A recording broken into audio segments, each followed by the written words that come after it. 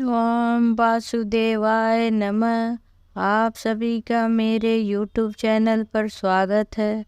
मैं आप सभी से विनती करती हूँ कि आप सभी मेरे चैनल को सब्सक्राइब करें, लाइक करें, ताकि मुझे पता तो चले कि आप लोगों को मेरी कहानी कैसी लग रही है और मैं आप लोगों को और उत्साह से भर के अच्छी अच्छी कहानियाँ सुनाऊँ, क्योंकि कहानी सुनने मात्र से भी हमें भगवान के से बहुत से आशीष मिलते हैं।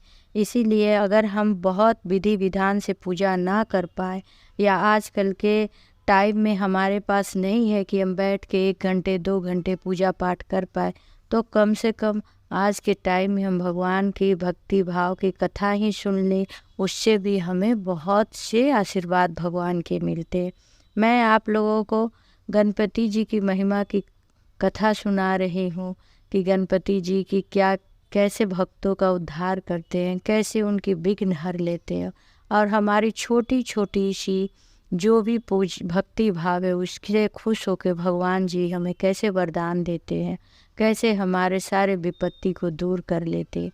इससे हम कहानी इसीलिए सुनाते हैं ताकि हम भी अपने जीवन में वो सब कर पाएँ जिससे भगवान खुश हो जाए और गणपति भगवान हमारी सारी विघ्नों को हर ले। इसीलिए कहानी के माध्यम से हम अपने श्रोता को या अपने आप को भगवान के पास ले जाने की एक कोशिश करते हैं। आप लोगों को और भी बहुत सी कहानियाँ मैंने सुनाई हैं।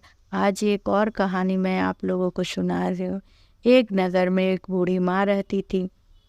उनके घर धन्य धान सब भरा हुआ था। वह बड़े ही पूजा पाठ करती थी।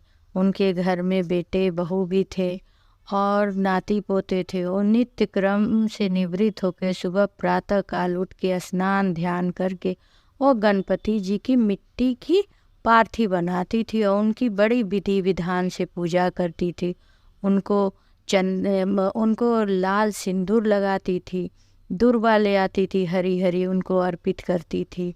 फिर उनको लाल पुष्प चढ़ाती थी। उसके बाद उनको घी का भोग लगाती थी। फिर उनको फल चढ़ाती थी, दीप जलाती थी, धूप जलाती थी। उनको गणपति भगवान को मोदक पसंद है तो वो अपने हाथों से मोदक बनाती थी या लड्डू बनाती थी, वो गणपति जी को अर्पित करती थी और घंटों उनके पूजा पाठ श्रृंगार में लगी रहती थी और बड़े ही अच्छे से उनकी पूजा पाठ करती थी। और फिर सभी को आरती करती थी। आरती भजन कीर्तन सब करने के बाद सबको प्रसाद वितरित करती थी और उसके बाद से गणपति जी की मिट्टी के जो मूर्ति थी उसको जल में उगल जाती थी, जल में प्रवाहित कर देती थी। नित्य ऐसे ही वो करती थी और भक्ति भाव में अपनी डूबी रहती थी। घर के लोग भी भजन कीर्तन ये सब में डूबे रहते थे। एक दिन पता नहीं क्या हुआ, बूढ़ी माँ पूजा कर रही थी।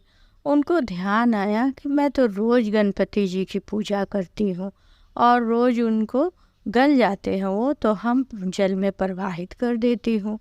क्यों ना मैं एक ऐसा मूर्ति बनाती या बनवाती कि वो हमको हमेशा गणपति जी मेरे घर ही रहते, उनको जल में प्रवाहित ना करना पड़ता। तभी उनके घर के सामने सेठ जी एक बड़ी सी अपनी घर बनवा रहे थे। तो वो सोची चलो कारीगर के पास जाके बोल देती हूँ, एक पत्थर के टुकड़े से गणपति जी की मूर्ति बना के हमको दे दे। ऐसा सोच के बूढ़ी माँ उन कारीगरों के पास गई। बोली, अरे बेटा, ऐसा करो कि एक गणपति जी की मूर्ति बना के मुझे दे दो। कारीगर बोले, अरे माता जी, अच्छी बात तो है, आप मिट्टी की मूर्ति बनाती हो और फिर गल जाती हो तो जल में विसर्जित कर देती हो, आपको क्या ज़रूरत है पत्थर की मूर्ति की। लेकिन बूढ़ी माँ बोली, नहीं बेटा, मुझे पता नहीं क्यों लगता है कि मैं रोज़ वो मूर्ति को अपन प्रवाहित कर देती हूँ, भगवान हमसे दूर हो जाते हैं। ऐसा पहले तो विचार मेरे मन में नहीं आता था, पता नहीं क्यों अब ऐसे विचार आ रहे हैं। तुम तो कारीगर हो, तुम अच्छी सी एक पत्थर की मूर्ति बना दो, मैं हमेशा के लिए गणपति बप्पा को अपने पास रखूँगी, अपने नज़रों के सामने रखूँगी। ऐसा वो उन सबों से आग्रह करने लगी। तब वो कारीगर बोला, माता जी, जितने देर में मैं आपके गणपति जी की मूर्ति बनाऊंगा उतने देर में दीवार को मैं जोड़ दूंगा, आप किसी और से बनवा लीजिए, मैं ना बनाऊंगा। कारीगर बोलने लगे, अभी सेठ आएंगे तो हमें 4 बात सुनाएंगे, आप ऐसा है किसी और से बनवा लीजिए, हम ना बनाएंगे। फिर बुढ़िया मन को अफसोस करते हुए आई, बोली चलो भाई, वैसे जैसे मैं जीवन भर पूजा करते आई हूँ मिट्टी के ऐसे, वैसे ही कर लूँगी। वो कुछ ना बोली, आ गई घर पे। शाम होने को आ गए, लेकिन वो कारीगर दीवार को जोड़ते वो टेढ़े हो जाते। जब शाम हुआ तो सेठ जी आए, वो बोले, अरे आज तो तुम लोगों ने कोई काम नहीं किया। सभी कारीगर को देखने लगे, बोले ये दीवार तो टेढ़ी है और तुमने कोई काम नहीं किया। तब कारीगर बुढ़िया की सारी बातें बताएं कि ऐसे ऐसे बूढ़ी माँ आई थी और हम लोगों ने उन्हें मना करके दीवार सोचा कि जल्दी से बना लो, पता नहीं क्या हो गया है। जब दीवार बना रहे हैं दीवार टेढ़ी हो जा रही है, हम लोग सही से दीवार जब भी सही कर रहे हैं फिर टेढ़ी हो जा रही है। हम खुद परेशान हो गए हैं सेठ जी।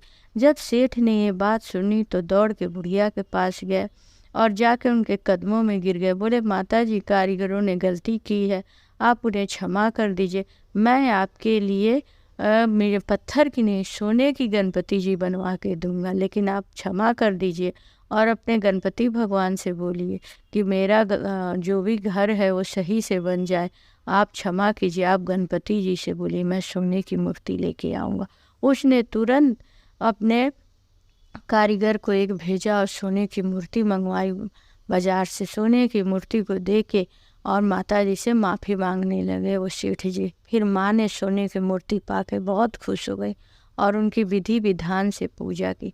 जैसे इधर बूढ़ी माँ ने सोने के गणपति जी की विधि विधान से पूजा की, उधर अपने आप ही दीवार सीधी हो गई। सब लोग ये देख के आश्चर्य करने लगे कि अरे वाह, गणपति जी की कृपा से अब तो दीवार सीधी हो गई। सेठ जी भी बहुत खुश हो गए और कारीगर भी। सब उनके भजन कीर्तन में आए और गणपति जी की जयकारा करने लगे।